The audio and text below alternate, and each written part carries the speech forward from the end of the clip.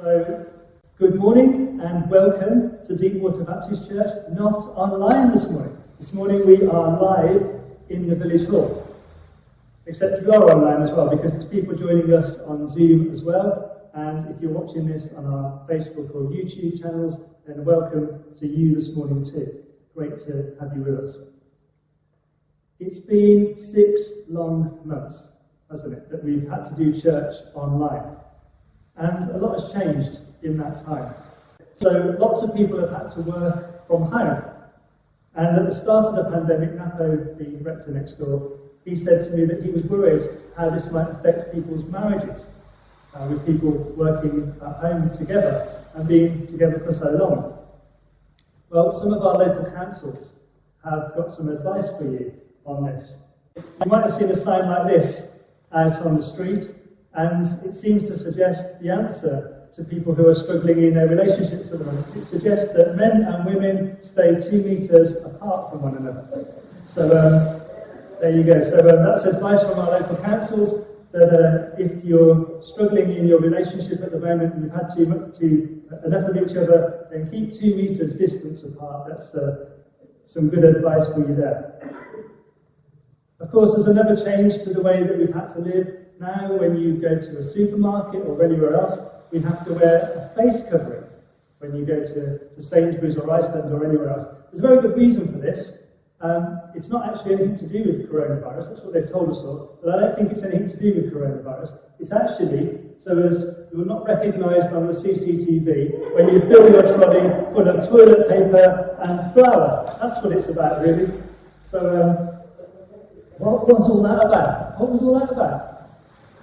All the panic buying that went on.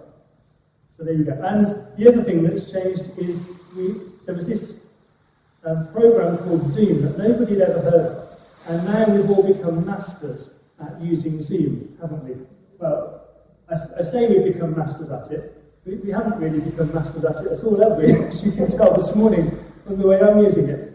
But how many of our conversations, we've been using this for 6 months, but how many of our conversations still start with the words, I think you're on mute, I can't hear you. So we've still got a bit of a way to go with Zoom. A lot's changed. A lot's changed. But there have been some real challenges to lockdown, haven't there? But I think there's been some good things that have come out of lockdown too. We've learnt what was really important in life. All the things that we thought were important about career and all of that suddenly was thrown into perspective when we went into lockdown. And we learnt what was really important. Connecting with family and friends became very important to us. We learnt the value of our health. Lots of people took up jogging and cycling in an attempt to stay fit and healthy. And getting a haircut became number 1 on people's priority list. Well, I don't have to worry so much about that these days. But lots of people struggling to get a haircut, and the lockdown haircuts were quite amusing, weren't they? We've also learned, what I think was one of the greatest things to come out of lockdown, was that we've learned to be thankful. We've learned to be thankful for all those people that made such a difference, all the little things in life that we took for granted for so long, and we learned to be thankful for those things. We gave thanks, of course, especially to the NHS and to key workers. And blue bows went all down the street in Hayes to remind us to be thankful for the NHS. And rainbow pictures went up in people's windows all over the country. And you might have noticed that outside here in the village hall, while we've been in lockdown, we've had a rainbow picture outside on our notice board. And that was actually done by my 2 nephews. So Finley and Arlo painted this, or made this wonderful rainbow picture for us. And so it's still there, so if you haven't had a chance to have a look at it, maybe as you go out this afternoon, you can have a look at that picture. But again, thank you, Arlo and Finley, for your wonderful work. It's beautiful, and it's still there, brightening up the street of Hayes. So thank you for that. On Thursday evenings, we went out to applaud our carers, didn't we? And we applauded the NHS and all the carers and key workers. And where Rick and I live on Pickhurst Lane. That was a real joyous occasion that lifted the spirits of everyone as we thanked those people that had made a difference. And at Pickhurst Lane, the buses come past quite regularly. And as the buses went past, everyone was cheering for the bus drivers. And the bus drivers were tooting their horns back, and it just lifted everyone's spirits during that difficult moment. So being thankful does a lot of good to us, as well as the people that we thank. It reminds us of what we've got to be thankful for, and it lifts our spirits too. Saying thank you is a small thing, isn't it? So small, but it makes such a huge, huge difference when we say thank you. It helps us, it reminds us of what we have to be thankful for. And saying thank you is important. We appreciate being thanked. We're not always looking for praise, but we do appreciate it when someone says thank you for what you've done. And even Jesus appreciated being thanked for when he'd helped someone. There's a story in the Bible that illustrates this really well. And I'm going to ask Norman to read it for us. Norman's on Zoom, so I'm going to move him over so that we can see Norman. So today's reading is from Luke chapter 17, reading from verse 11 through to verse 19. Now on his way to Jerusalem, Jesus travelled along the border between Samaria and Galilee. As he was going into a village, 10 men who had leprosy met him, and they stood at a distance and called out in a loud voice, "Jesus, Master, have pity on us." When he saw them, he said, "Go, show yourselves to the priests." And as they went, they were cleansed. One of them, when he saw he was healed, came back, praising God in a loud voice. He threw himself at Jesus' feet and thanked him. And he was a Samaritan. Jesus asked, "Were not all 10 cleansed? Where are the other 9? Was no one found to return and give praise to God except this foreigner?" Then he said to him, "Rise and go. Your faith has made you well."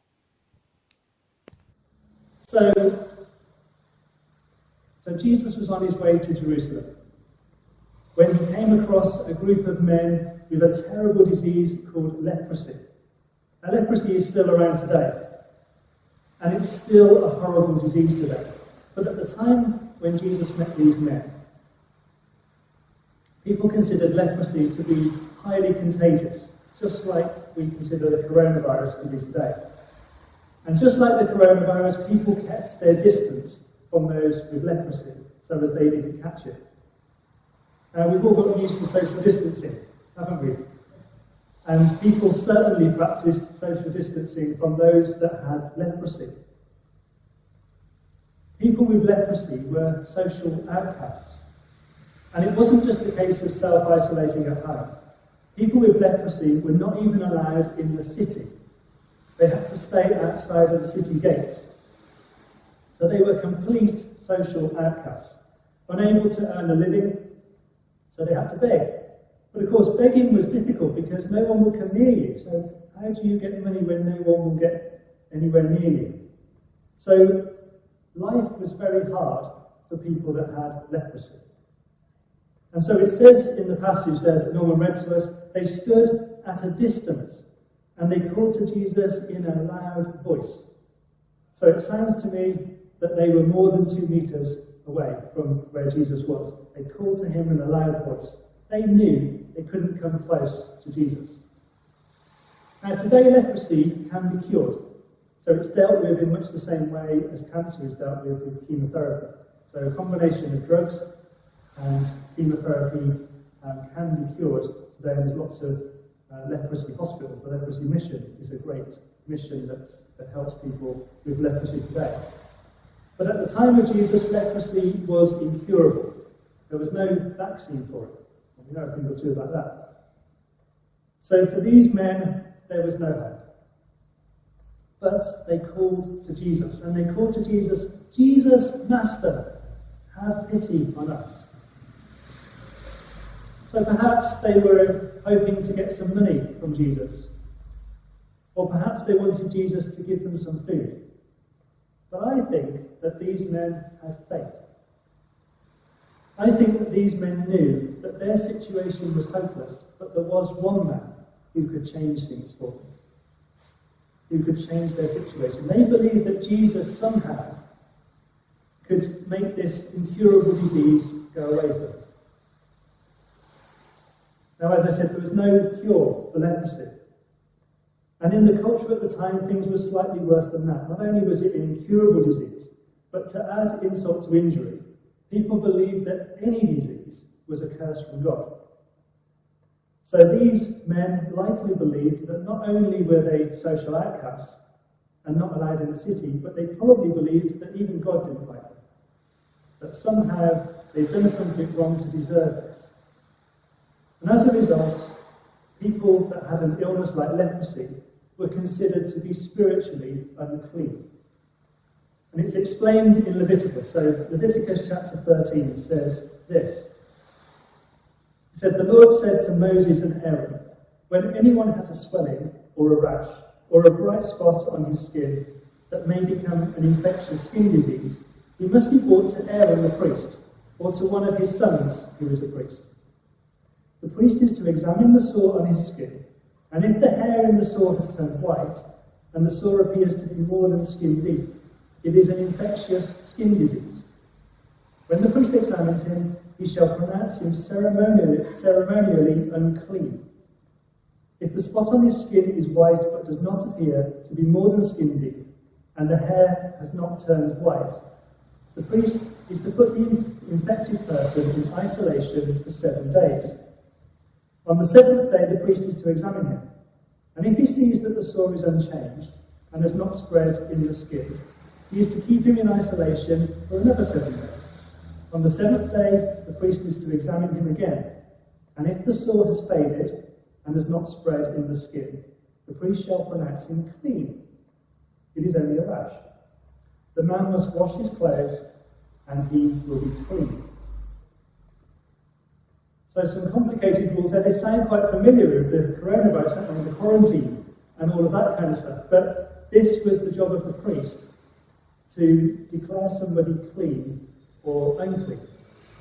And so the only person that could change things for these men, the only person that could declare them clean again and allow them to re-enter society was the priest. Which throws some light on what Jesus did next. Because Jesus, when these men called out to him, "Have pity on us," Jesus said to them, "Go and show yourself to the priests." And notice what Jesus didn't do. This is really straightforward, isn't it? It's almost, Jesus, it's surprising how little Jesus did at this point. So Jesus didn't call down fire from heaven to cleanse these men. He didn't cast out an evil spirit, which they may have expected him to do. He didn't command the illness to go. He didn't even pray for them. He just told them to go and show themselves to the priest. And there's no indication here at this point that anything had changed. These men still had leprosy, as far as we're aware. Yet they also had tremendous faith. They believed in Jesus even though nothing appeared to have changed. And I find this incredible. This is a little detail in the story that we easily miss. That the next line says, "As they went." They got up, they went. Even though nothing had changed, they got up and they went. They took Jesus at his word before anything had changed. I think that's an incredible demonstration of faith.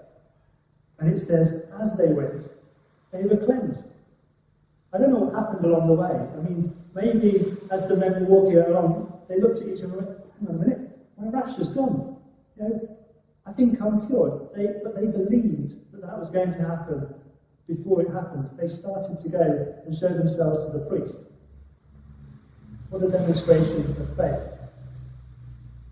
And they were cleansed. And what a difference that would have made to these men.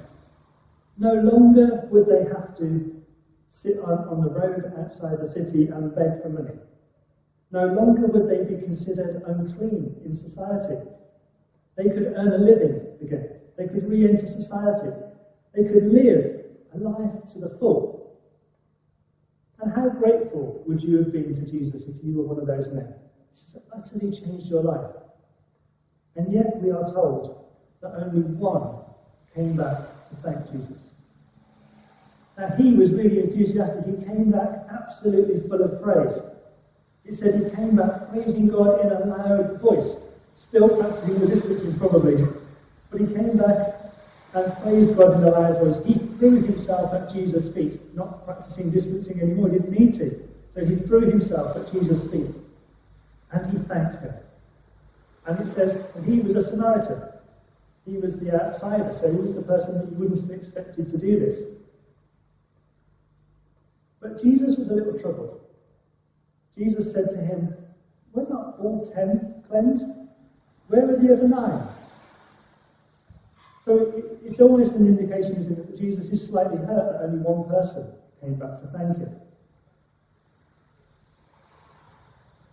And Jesus says, "Was no one found to return to give praise to God except this foreigner?" Implication there that the others were Jews, and yet they didn't come back to thank God. But this Samaritan, an outsider, came back to give praise and thanks to God. And Jesus says to him, "Rise and go, your faith has made you well." But isn't it sad that only one person came back to thank Jesus? And what about us? What would we do in that situation? Would we be one of the 9 who didn't think to come back to give thanks to Jesus? Or would we be the one who did? And of course we'd all like to say that we would be the one. Of course we would. But it's easy to forget, isn't it, to say thank you to people. I know there's lots of times when people have done things for me and I've forgotten to give them thanks. I've forgotten to thank people. And if I'm really honest, sometimes I didn't even think to thank people. I just took them for granted. And I know that you're more spiritual than me, and that you are good people who never forget to thank God for the things he's done for you. But I know for me, there's lots of times when I forget to thank God for what he's done for me. I cry out to God frequently in a loud voice, "Lord, have pity on me." And frequently God answers that prayer. But so often I forget to thank God for what he's done for me, when he's answered my prayers. There's an old hymn that says, "Count your blessings, name them one by one, and it will surprise you what the Lord has done." Today we want to thank God that we are back home here in the village hall. As we look back over the 6 months that we've just gone through, it's been a difficult 6 months in many ways. But we've got an awful lot to be thankful for as well, if we think. The way that God has sustained us over the last 6 months. And if we really think about it, we've got an awful lot to be thankful for. So let's remember to say thank you today. If you've got somebody that you need to thank, that you haven't thanked yet, then take the opportunity today. Send them a text message, drop them a message, give them a call. And let's remember to keep saying thank you to all those who have made such a difference to us during this pandemic, all the little things that we often take for granted. Let's remember, as we go through the next 6 months, to keep thanking those people, to keep being grateful for all that we have. And most of all, let's give thanks to God for all that he has done for us and continues to do for us. Take a moment today to count your blessings, name them one by one, and it will surprise you what the Lord has done for you. So thank you for listening, and God bless you.